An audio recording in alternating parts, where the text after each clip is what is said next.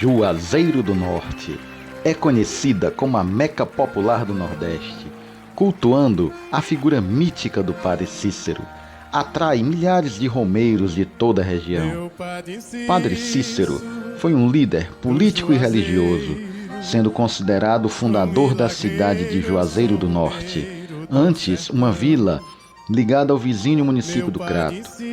Tido como santo popular, sua influência extrapolou a região do Cariri e estendeu-se por todo o Nordeste. Sua imagem está associada à religiosidade que está presente ainda hoje no imaginário e nos cultos que reverenciam a sua memória em ícones que celebram a fé. Nosso padre é que vai avançando, a água benta, aquele tempo a usar São Romeiro. Tenha cuidado da ladeira de 80, tadinho disse que meu tempo passado, e vai chover, vai chover. Como é que isso acontece?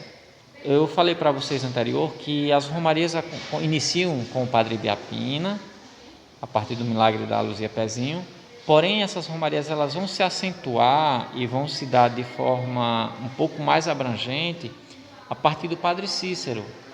No dia 1º de março de 1889, acontece o milagre da Beata Maria de Araújo, que é o fenômeno no qual o Padre Cícero vai distribuir a Eucaristia e quando coloca na boca da Beata, a mesma se transforma em sangue. A partir desse fenômeno, incide aí a presença de diversas pessoas querendo conhecer quem é a Beata, quem é o Padre, do milagre. Então começa a desenvolver ali um certo grau de curiosidade de pessoas vindo para Juazeiro do Norte. Então, a partir desse momento, começa a iniciar as grandes romarias que vêm a Juazeiro do Norte para conhecer o espaço do milagre e as figuras envolvidas no processo. Nesse interim, o Padre Cícero começa a receber pessoas vindas de diversas localidades do Nordeste, em particular de Alagoas, Pernambuco, Bahia, Paraíba e daí por diante. A partir desse processo, o Padre Cícero ele vai sensibilizar essas pessoas a cuidar mais dos seus espaços. Por exemplo, ele vai dizer, se for barrear os rios e riachos que passam de 100 em 100 metros, não toque fogo no roçado, cuide do gado preso, plante uma árvore todo dia, deixe o pasto descansar, não mate os pássaros. Então, orientações básicas que dava ao meio ambiente um pouco mais de tranquilidade, que nem tanto a gente percebe que boas pessoas vão seguir esse conselho, tanto que a gente vê hoje uma diminuição drástica, né, da vegetação, da fauna e da flora presente nesses espaços. Mas o que dá ao Padre Cícero é justamente esse aporte de ser uma pessoa preocupada com o meio ambiente. E o que ele falava à época está atual ainda, ou seja, os preceitos que ele pregava seriam aplicáveis hoje ainda. Sim, todos eles aplicáveis, que inclusive se as pessoas seguirem essas orientações, eu tenho certeza que a gente ainda tem as possibilidades de recuperar boa parte das vegetações que foram aí desmatadas, né? Então, o Padre Cícero ele tem tudo a ver com essa questão da educação ambiental, da sensibilização da educação ambiental, porque ele vai ser um precursor na região do Cariri sobre essas questões. Inclusive, ele vai se antecipar ao primeiro Congresso Internacional sobre Meio Ambiente, realizado em Estocolmo em 1972. Além dessas questões ambientais, envolve outras questões em torno da vida do Padre Cícero, que são as questões históricas de cunho religioso, de cunho político, bem interessantes, por exemplo, como o Floro Bartolomeu, conde francês, que chegou em 1908 na região do Cariri, atrás das minas de cobre ou de cochado do Padre Cícero. O Pacto dos Coronéis, que acontece em 1911, que coincide com a emancipação de Juazeiro do Norte, desvinculando-se da cidade do Crato.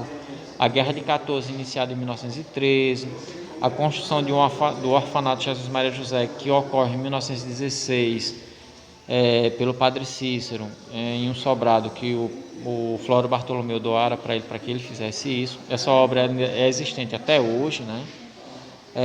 A conexão da região do Cariri pela via férrea que ligava a capital Fortaleza à cidade do Crato, tendo em vista que naquele período o Crato tinha o maior comércio no interior do estado do Ceará e era referência naquele período.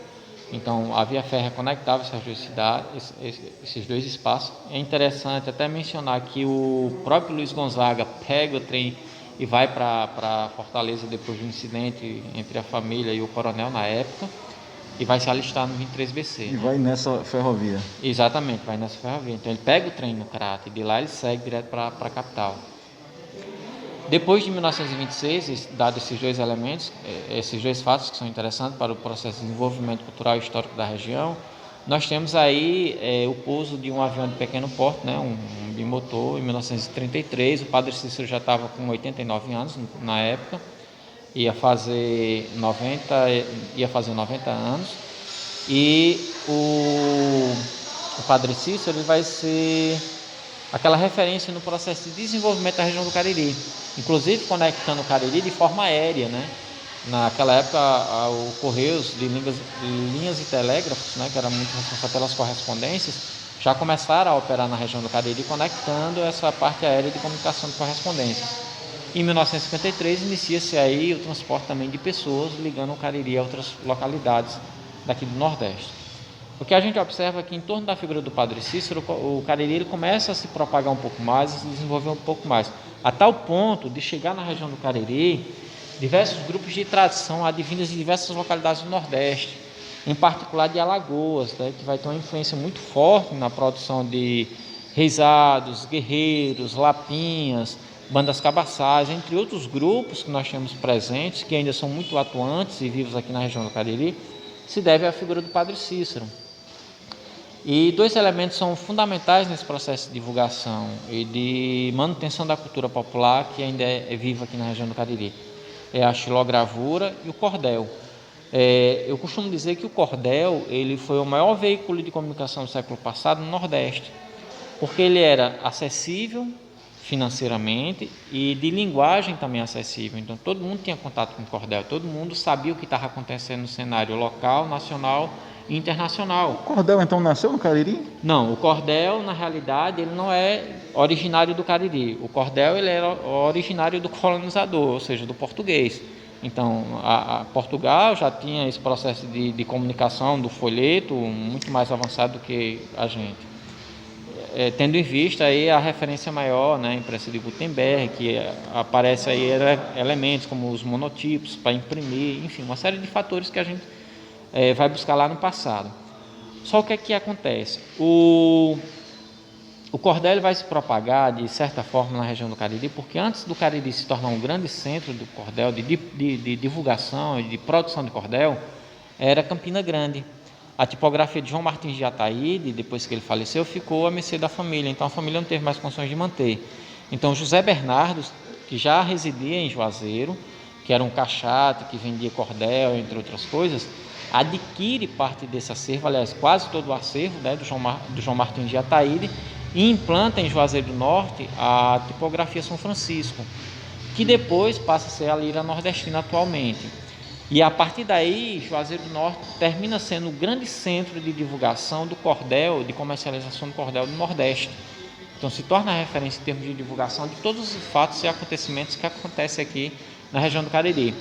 Os contos, causos, cangaço, religiosidade popular, tudo que vocês possam imaginar e mitos é propagado por meio do cordel.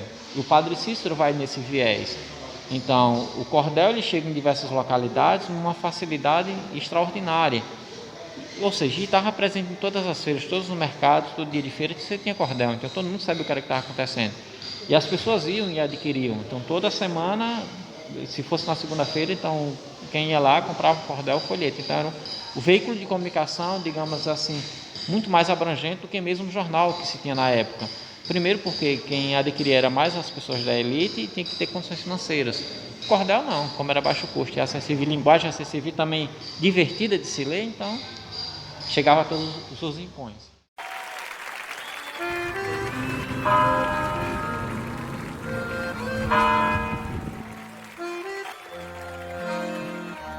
Viajante está de frente à igreja de Perpétuo Socorro, onde estão sepultados os restos mortais do Padre Cícero. Tão milagreiro, eu sou rumeiro do sertão. Meu Padre Cícero do Juazeiro, tão milagreiro a minha grande devoção. De pé no chão, de caminhão, lá vai a fé.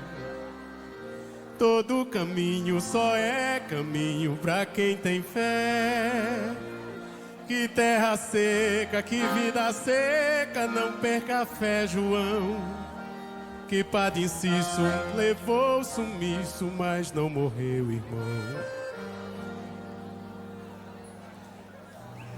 No tempo Deus, no homem Deus, o mundo é Deus. A fé em tudo é meu escudo, até o adeus. Caminha o crente sempre pra frente, atrás da salvação. Pensando nisso, que Padre Inciso nunca morreu, irmão. Lá vai João, uma geração, uma opinião de quem peleja e tanto almeja uma solução. O sinal da cruz, a oração, as armas do cristão, que sabe disso, que Padre Inciso nunca morreu, irmão. Meu Padre Inciso do Juazeiro, tão milagreiro, eu sou rumeiro do sertão. Meu Padre Inciso do Juazeiro, tão milagreiro, a minha grande devoção.